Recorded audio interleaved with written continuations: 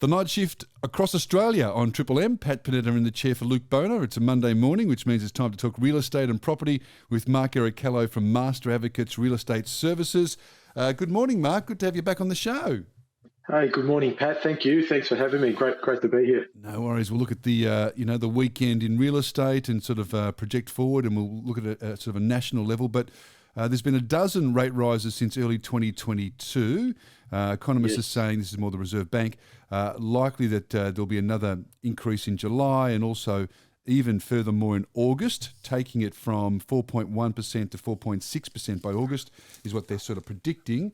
But looking at this article here in the Weekend Australian, with all that in mind, Mark, it talks about the historical trend pointing to only moderate falls in property prices before an upswing. And even at the height of the 1993 recession and the global financial crisis, property prices fell no more than 10% before coming back. They've looked at sort of the historical trend. So property seems to be sort of hanging in there, and even if it dips down, even with when it's a recession, seems to swing back upwards eventually and quite quickly. Yeah, well, look, people, especially residential property in Australia, it's our strongest and main asset class. People need a roof over their head, whether they're renting or buying to occupy. And now you're seeing a trend of some investors coming back in as well, depending on their cash position or their borrowing capacity. They're seeing some good deals to buy and hold before we get that upswing. Because, yes, the interest rate rise, the one in June and possibly July, as you said, maybe another one in July and August potentially. But people are starting to feel that sentiment that even though it was disappointing to see or experience the extra rate rises, that 4.4 to 4.6, depending on the level where it stops, that should be near the end, and now people start preparing for activity as usual, buying and selling. Yeah, that's good news. As you say, if we're nearing the end of these this sort of swift, I like all the euphemisms they use, swift tightening and all these sort of stuff. Anyway, so if we come towards the end, we can start making some decisions with some clarity. Now, you've been out on the weekend on a national sort of level. What's real estate looking like as we sort of speak this morning on a Monday? Yeah, so look, on over the weekend, volume of number of sales and number of auctions across the country aren't high. Like compared to years go by, they've been diminishing the number of listings or volume selling at any one time, even compared to heading into last winter. It's been less each year over the last 5 years. Yeah. So you had, like Sydney, for example, had a total of 732 auctions, Melbourne 730, which was higher than some of the weeks that we've seen. Brisbane, not a large auction state in Queensland, but they would have had more private sales, but they're 135. And same with WA and Perth, there was 10 auctions, but probably more in private sale market as well. But they were the major capital areas like Sydney and Melbourne for auctions generally were around that sort of 70 to 78% clearance rate, which was fairly healthy. Brisbane was about 67% clearance rate as well. And then, even in Adelaide, there was 130 auctions and hitting the 79% clearance rate. So I think when you talk about properties holding in close in the inner city and metro areas, and even sort of just on the fringe of the metro areas, good properties will hold well and have demand because there are buyers there wanting to purchase and less supply, which is creating that competition. If the property is good, close enough to turnkey or only needing a little bit of cosmetic lift, people are competing. I see. So low housing stock, I'll repeat that back to you, see if I've got it. Low housing stock, but if it's close to turnkey, not much work needs to be done, you're sort of you're in a better sort of situation if that's the case with your home and if you're selling in that condition. Yes, and location as well. Even in tough times, good locations, established areas closer to metro houses as well, or large townhouses and larger units compared to apartments. They will be the more popular choices. From the rental point of view, last time you were on, Mark, we had a couple of calls afterwards talking about not having a rental history. So you go to rent, but you don't have a history, so you can't rent, which is sort of this cycle where they won't take you on because there's no sort of history as to whether you're a good or a bad tenant. Is that sort of happen? Is that unusual, these calls we got? Is it a one-off, or is that something we need to contend with? Sorry, Pat, that was my dog Strudel in the background, but I did hear the question.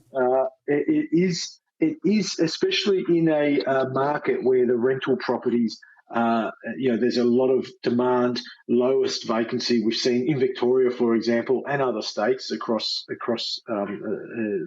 Australia.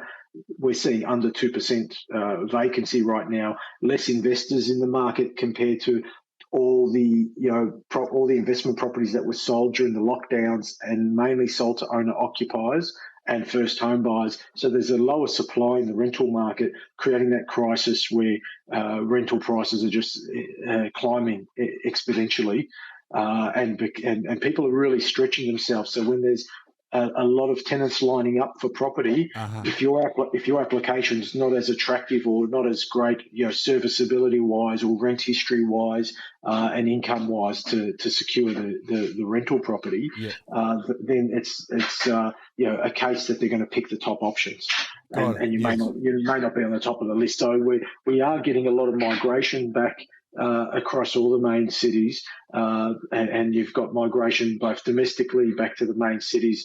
Where there was people exiting to regional areas or out of the metro during lockdown. They're starting to come back now, especially when workplaces are demanding a few days a week in the workplace, not always working from home. And you've got new migration from foreign, overseas migration that wouldn't have a rental history on our soil. Right. So unless they've got strong visa sponsorship, great income, maybe some rental history from overseas, right. that they can show the current place they live in, they may not be on the top of the list either. So it's about getting your application right. Yeah, okay, I'm with you. That's right. Even from overseas, they don't have any local sort of history, so they need to sort of work out a way around that when making their application. Yeah, and even around security of sharing documents. Not everyone wants to upload. All these new digital apps ask to upload, documentation and identification and financial information and documents. People want to redact a lot of information, which then doesn't really help the landlord with security, or rental provider now is the term. I would say there are secure platforms like even Australia Post Digital ID, realestate.com applications and other application platforms that do provide secure servers now that they can do your ID check and your tenancy serviceability check history and provide a rating to the agent without needing to store your confidential information on the agent's server. That is a good tip. Of course, we're all very sensitive about that stuff now. So there's, you're sharing information, and a little while ago you would have sort of just shared information without a worry, but now there is a concern. So, you need to really think about that and do it in a more safe and secure way, Mark. Yes, and there's most agencies now would have the digital platforms set up that do follow the right process and store the information on the right servers. Okay, so another week ahead, and what about you? Sort of positive about the week ahead? It's cold in many parts of Australia, so I guess that's sort of another thing for real estate, auctions and things. I guess if you want to buy, you'd come out. You just get a jacket and a hat and you'd go out and buy. Yeah, that's right. You see the serious punters out. If on the weekend there were some properties, especially with houses in the metro areas, where there were groups of 30 to 40 people, perhaps 5 or 6 serious bidders, and that is actually busy leading into winter compared to what we would have expected, which is a good thing because it was a slower start with all the interest rate rises at the beginning of the year. But there are seeming to be a few more listings, perhaps after the term holidays. Yep. All right, mate. Well, it's always great to have you on the show, and we appreciate the Monday morning real estate update with Mark Errichiello from Master Advocates Real Estate Services. Good on you, Mark. Go and give Strudel a pat, and we'll speak to you next time. Thanks, Pat. Thanks for having us on. Have a great week.